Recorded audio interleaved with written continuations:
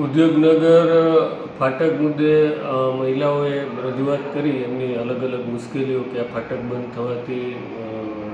જે મહિલાઓને ખાસ કરીને અને સિનિયર સિટીઝનોને તકલીફ પડે છે,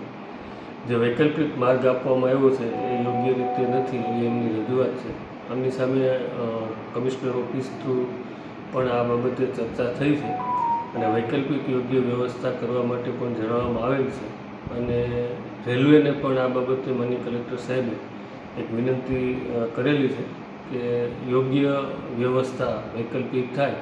ત્યાં સુધી જો ફાટક ખુલ્લું રાખવામાં આવે એ રેલવેને પણ વિનંતી કરવામાં આવી છે અને મહાનગરપાલિકાને પણ યોગ્ય વૈકલ્પિક વ્યવસ્થા અને રૂટ અને રોડ પ્રોપર આપવામાં આવે એવું પણ સૂચના આપવામાં આવી છે. મહાનગરપાલિકામાં કમિશનર સાહેબને જણાવ્યું છે, આમ છતાં કલેક્ટર સાહેબને ધ્યાને મૂકી અને આ બાબતે હું વાકેફ કરીશ